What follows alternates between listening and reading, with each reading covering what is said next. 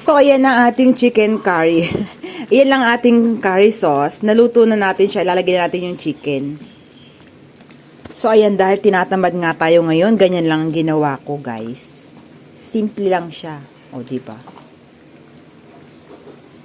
Yan. Super yummy. So, ayan nga, guys, ang ating curry. Yan. May nag-o-oil na yan. So, ayan nga, guys, lagyan natin ng butter. Mas masarap siya, guys, pag may butter. Ayan. So, ayan guys, lagyan lang natin ng kaunting yogurt. Ayan guys. Para medyo mas masarap siguro. Ayan. Yan, may yogurt siya guys. Gawin lang natin. Para medyo maasim. May butter, may yogurt. O, diba?